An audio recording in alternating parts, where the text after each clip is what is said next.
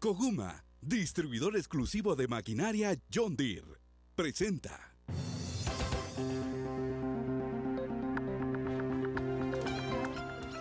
Magistrada Gloria Porras asume la presidencia de la Corte de Constitucionalidad con el reto de reducir los amparos. El relator especial para la libertad de expresión de la Comisión Interamericana de Derechos Humanos critica la discriminación. Magistrados del Tribunal Supremo Electoral confían en la disminución de los ataques legales y mediáticos.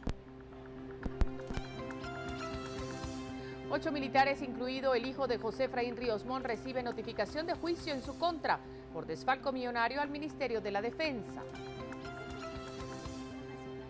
Guatemaltecos en Estados Unidos podrán tramitar a partir de julio el documento de identificación personal en aquel país.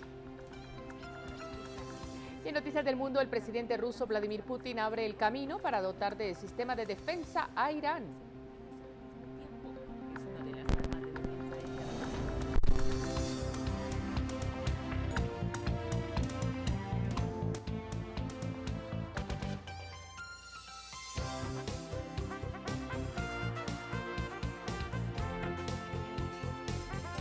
Esta es la emisión estelar de Noticiero Guatevisión, con María Luisa Gómez y Emilio Gracias. Coguma, distribuidor exclusivo de maquinaria John Deere, presentó. Para todos ustedes una excelente noche. Gracias por dejarnos informarles esta noche. Así es, muchas gracias, amigos televidentes. Hay noticias como siempre, así es que iniciamos con ellas. INDE, Energía para Todos, presenta. Y en el Centro Cultural Miguel Ángel Asturias se llevó a cabo el cambio de presidencia de la Corte de Constitucionalidad, donde la magistrada Gloria Porras asumió el cargo de la sexta magistratura, cuyo periodo inició en el 2011 y finalizará en el 2016. Es la última de los 5 magistrados titulares electos que tomó el cargo para presidir la Corte de Constitucionalidad para el periodo 2015-2016. Gloria Patricia Porras Escobar se ha convertido en la 4ª abogada en dirigir la Alta Corte desde su creación en 1986 junto a la Constitución Política que entró en vigencia el 14 de enero de ese mismo año. Porras releva el cargo al magistrado Roberto Molina Barreto, quien en su discurso saliente indicó que este año es uno de los más cruciales para quienes integran la Corte de Constitucionalidad. Quienes durante este año, sin duda, enfrentaremos un gran reto, pues al igual que cada 4 años que se lleva a cabo el proceso electoral en el país, este despierta distintos intereses que provocan la proliferación de inconformidades y por ende de impugnaciones por medio de acciones constitucionales. La nueva presidenta se comprometió a velar porque se respeten los derechos de los grupos en condiciones de vulnerabilidad, así como de velar por el cumplimiento de la emisión de sentencias apegadas a la Constitución. Estoy consciente que la creciente demanda de tutelas constitucionales requiere de una Corte de Constitucionalidad más fuerte y sólida.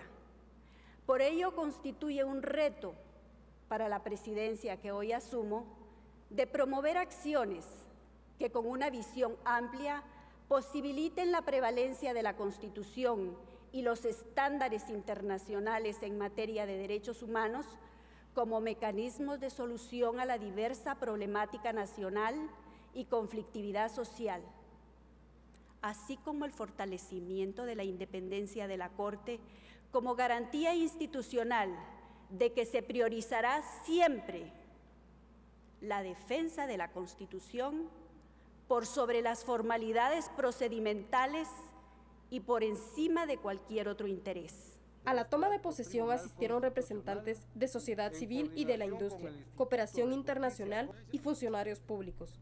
Javier Cepeda, director ejecutivo de la Cámara de la Industria, enfatizó que esta nueva presidencia no debe permitir presiones de ningún tipo para beneficiar a algún sector en específico. Creemos que el trabajo de la presidenta debe ser continuar el trabajo que se ha hecho con anterioridad. Creemos que esta institución debe velar por el resguardo del Estado de Derecho, el respeto a la Constitución de la República, y esperamos que continúen con esa labor sin sesgos de ideología y sin presiones de ninguna naturaleza. Porras Escobar fue nombrada magistrada de la máxima instancia judicial de la Nación en 2011 por el entonces presidente Álvaro Colón. Pese a diversos señalamientos que pudo tener vínculos con ese gobierno, ella ha aclarado que no tuvo ninguna relación entonces ni ahora con partido político alguno. Desde que asumió la magistratura, Porras es quien más votos razonados ha emitido, demostrando su desacuerdo con varias decisiones del Pleno, manifestando que lo ha hecho por el cumplimiento de preceptos constitucionales y leyes. Por una Guatemala en paz, para Noticiero Guatevisión, Andrea Domínguez y Diego Marcos. ¿Y cuál es el panorama político de cara a las elecciones, en donde algunas resoluciones recaerán en la Corte de Constitucionalidad? Carolina Leverón amplía este tema. Así es, buenas noches. ¿Y por qué es importante la designación de Gloria Porras como presidenta de la Corte de Constitucionalidad en un año electoral?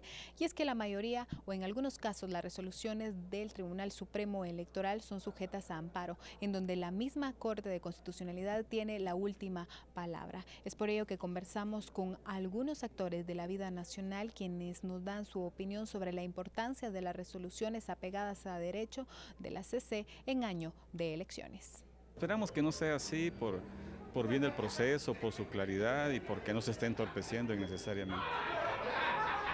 Yo creo que tal vez donde más puede influir que puedan judicializar el proceso es en el momento de las inscripciones.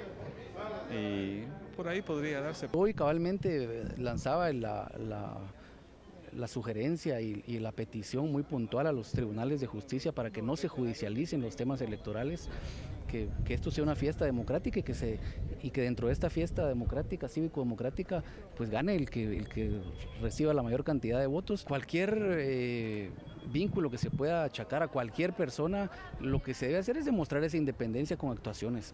Todos los magistrados son electos por un órgano correspondiente y bueno, yo sí conozco a la licenciada Porras, pero la verdad es de que le he respetado muchísimo como mujer, como profesional, y esa es la relación. ¿Qué pasa con las resoluciones que finalmente podrían llegar a la Corte? Mire, el papel de la Corte de Constitucionalidad para el país ha sido muy importante, las decisiones han sido muy equilibradas. De hecho, en las elecciones de 2011, una resolución trascendental de la Corte de Constitucionalidad, quien decía no a la candidatura de Sandra Torres, marcaba un hecho en donde se judicializaron no solo estas, sino decenas de aspirantes que buscaban un cargo de elección popular y que no pudieron ser inscritos. Por una Guatemala en paz, Carolina Leverón y Jorge Hernández. Y Edison Lanza, relator de la libertad de expresión, participó en un foro organizado por las radios comunitarias y dejó en claro qué significa la libertad de expresión y cómo se ejerce ese derecho en nuestro país. La libertad de expresión para la democracia y su surgimiento en América Latina fue directamente para los periodistas y medios de comunicación tradicionales, pero no se aparta el trabajo de los medios comunitarios. Entre sus funciones recordó la frase del guatemalteco Frank Larrue y de Eduardo Galeano. Sin libertad de expresión es imposible desarrollar el pensamiento individual. Nos acaba de dejar mi compatriota y él decía, ¿por qué no nos ponemos a delirar un poquito? Era una de sus frases, de esas tantas frases fantásticas que nos ha dejado Eduardo. También tiene la capacidad de monitorear el cumplimiento de otro derecho fundamental y es imprescindible para un debate público e informado, así como para el desarrollo económico, social, cultural de los pueblos. Por eso es importante la existencia de una relatoría de libertad de expresión. Hizo una reflexión por los últimos acontecimientos violentos y asesinatos contra los periodistas en Guatemala. Está signada justamente por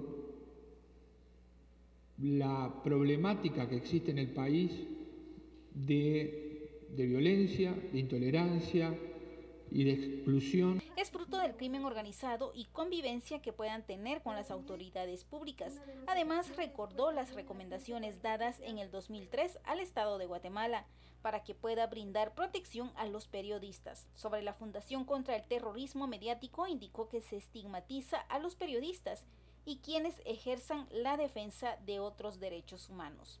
Y por lo tanto tenemos una alta preocupación desde ya, desde el nombre de esta fundación y de sus objetivos, que sea un mecanismo para hostigar, estigmatizar y perseguir a periodistas y comunicadores. Las autoridades tienen que abstenerse de estigmatizar y señalar a los periodistas y exponerlos a un riesgo mayor.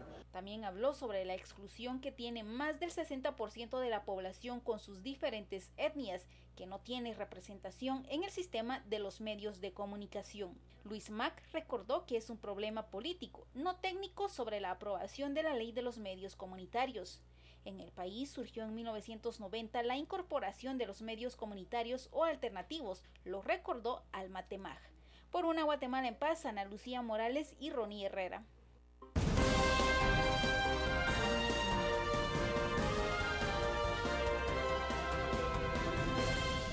INDE, Energía para Todos, presentó. Hacemos una pausa comercial, pero cuando volvamos...